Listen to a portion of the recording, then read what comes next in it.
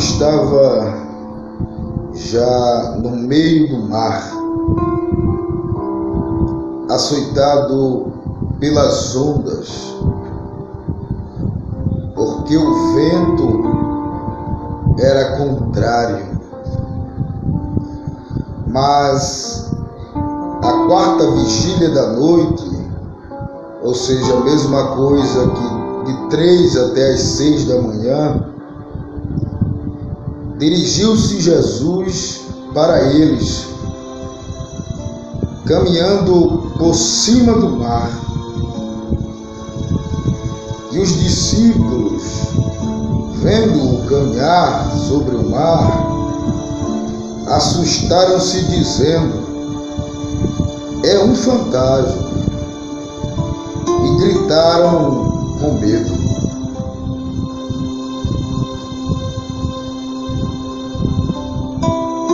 E os discípulos, vendo-o caminhar sobre o mar, assustaram-se, dizendo: é um fantasma, e gritaram com medo.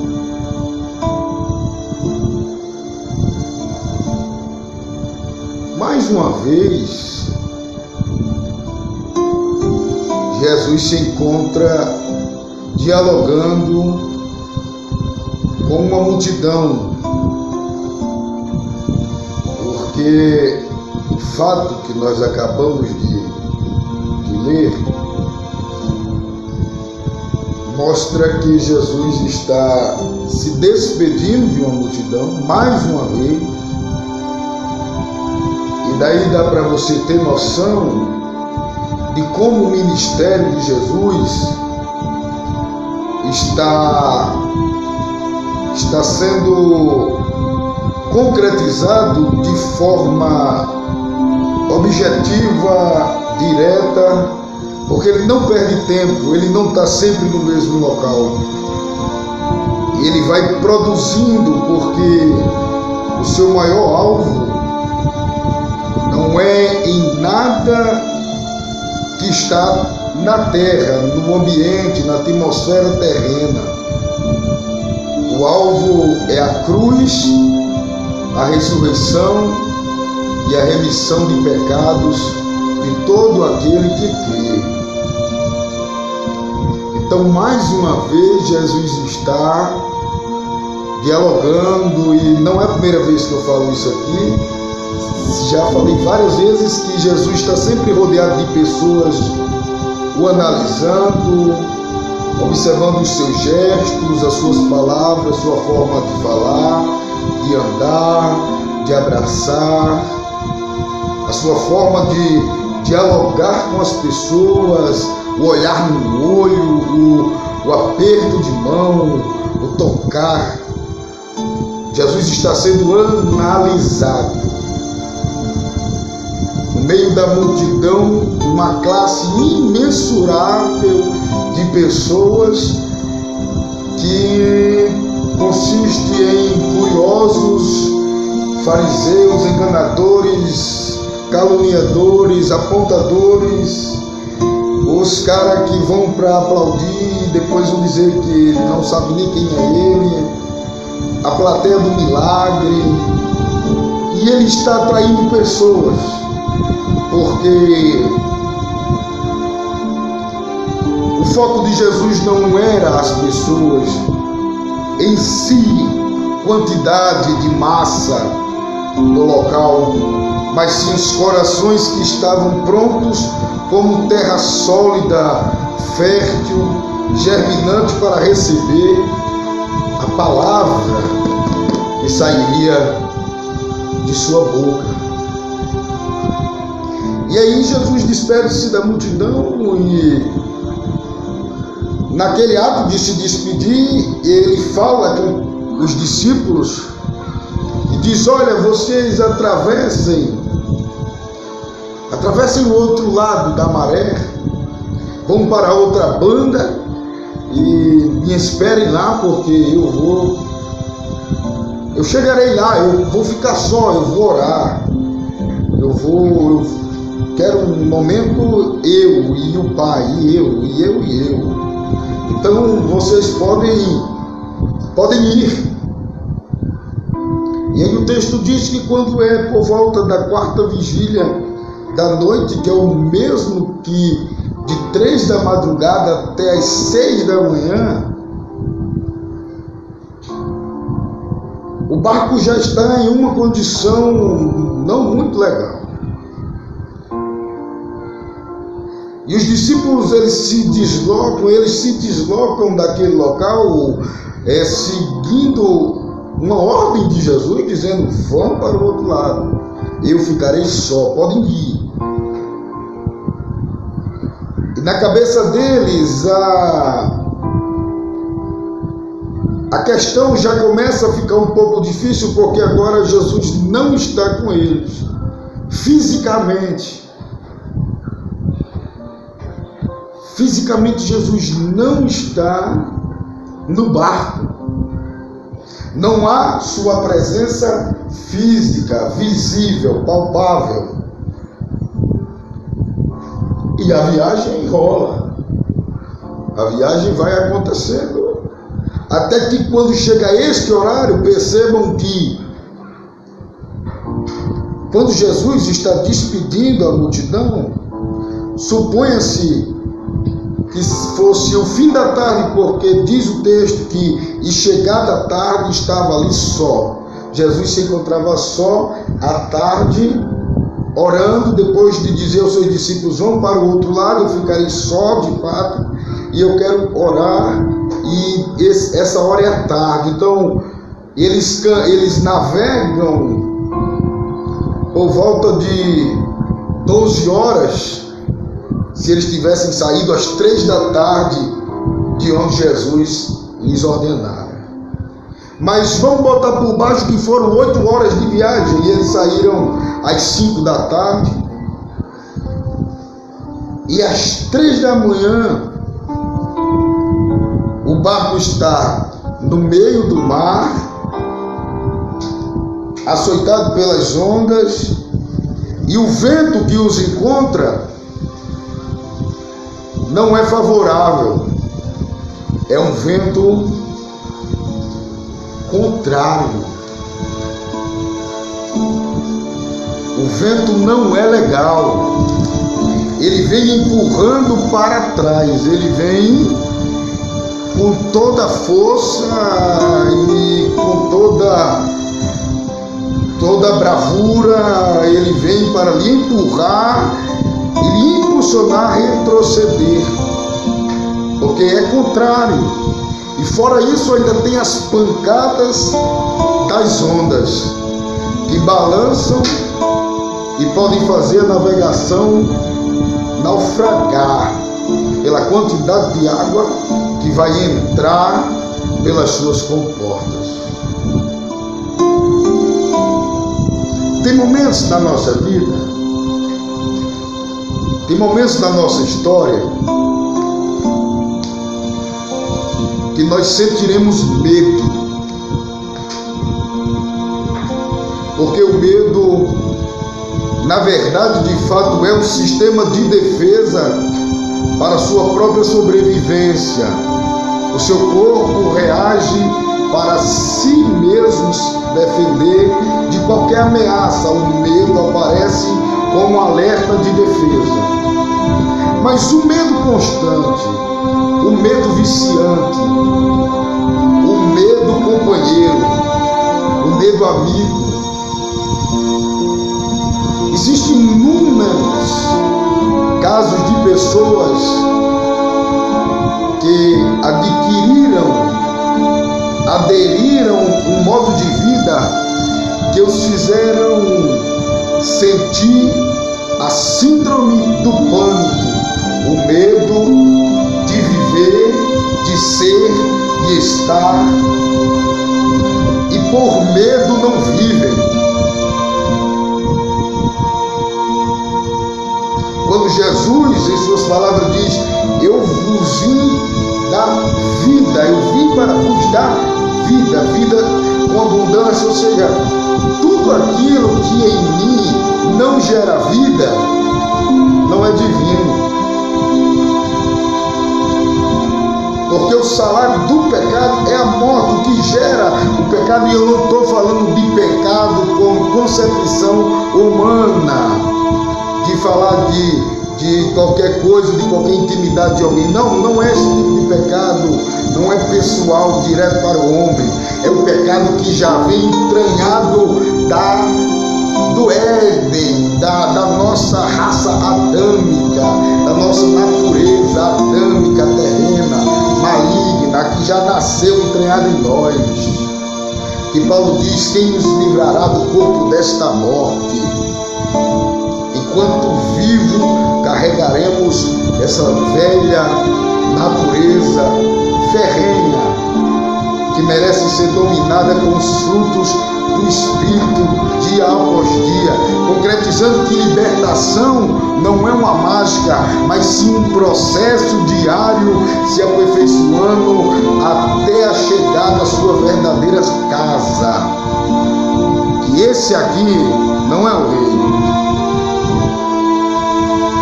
Esse medo, ele me paralisa. Os discípulos estão apavorados.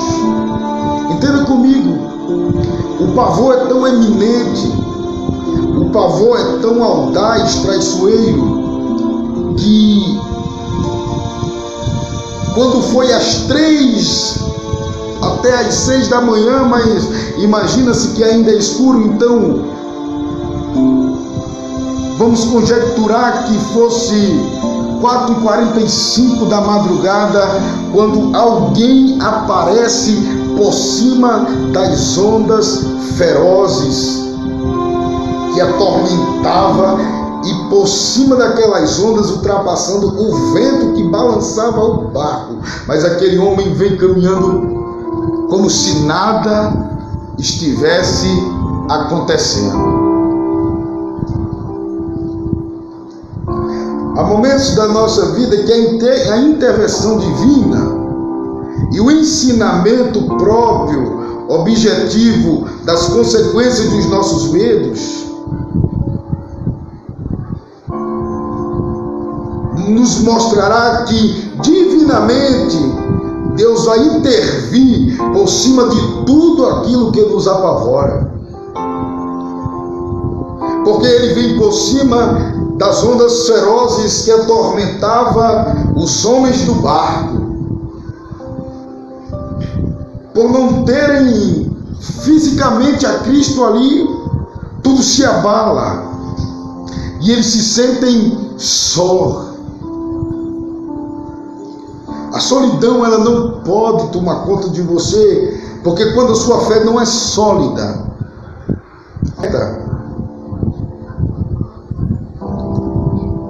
nós não vivemos por vista, mas sim por fé. A fé nele, no sacrifício dele, no amor dele, na compaixão dele, no perdão dele, no consolo dele, na força dele, na alegria dele. Porque ele vem por cima de tudo aquilo que nos apavora. Ele vem por cima daquilo que tira o teu sono. Ele vem por cima daquilo que arranca a tua alegria. Ele vem por cima daquilo que te descontrola, que te aflige, que te oprime, que te maltrata. E aí, quando eles olharam aquele homem vindo, eles disseram: é um fantasma.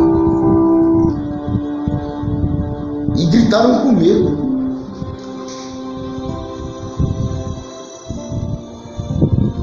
Veja que eles não conseguem nem imaginar que o mestre poderia ter resolvido vir aquela hora, se por cima da água, se voando, se flutuando, se nadando, ou se em outro barco, teletransportado, não sei.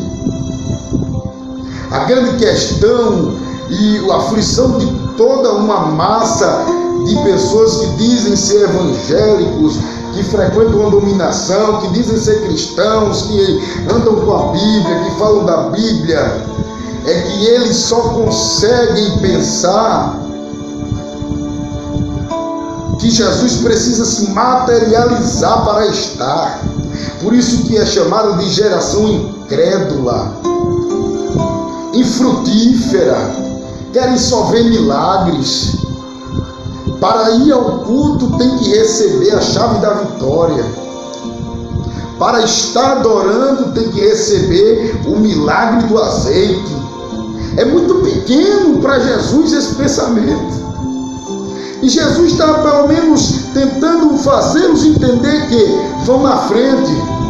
Eu posso tudo, eu chego a qualquer momento. Mas naquela hora ninguém naquele barco consegue pensar naquilo, porque estão com medo, apavorados.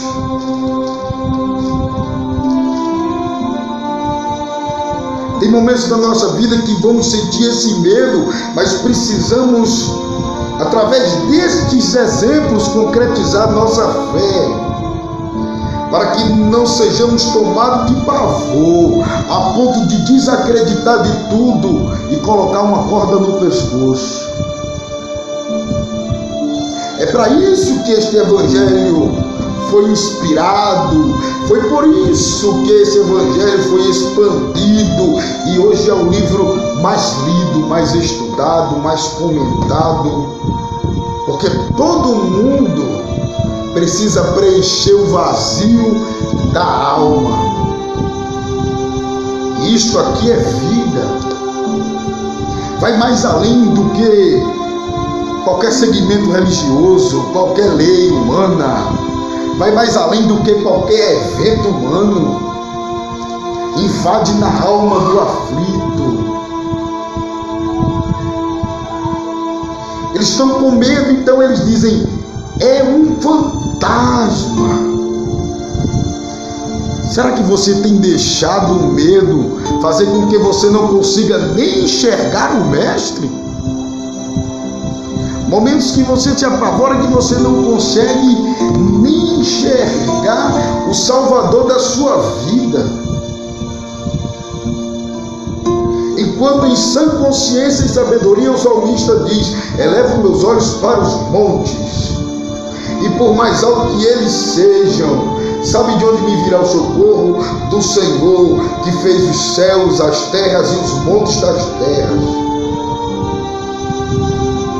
Porque além de toda nuvem, nublado e pesada e negra, sombria, cinzenta, existe um sol a raiar, existe um controle por trás. Aí a consciência real da fé.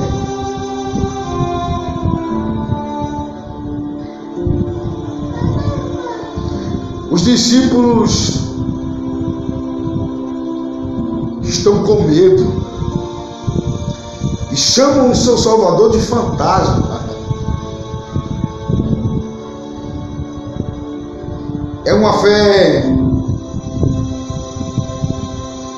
superficial, é uma fé de conveniência, é uma fé de brincadeira,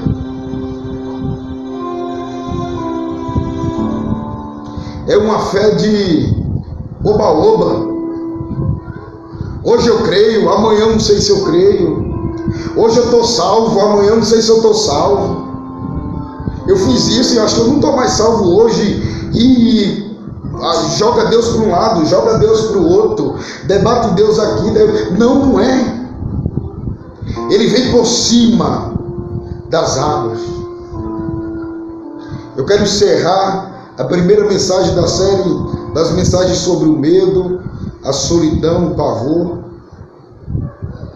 Ainda virá mais 3. E eu quero encerrar dizendo a você: combata este medo. Não veja o Mestre como um fantasma. Não veja o Mestre como o pavor, mas sim como solucionador dos problemas. Ele vem por cima. Não deixa isso te apavorar. Nos acompanha e estaremos em breve juntos na segunda mensagem deste tema maravilhoso. Deixa teu like, compartilha, deixa ativado o sininho das notificações. Fique conosco. Deus continue te abençoando. Um abraço.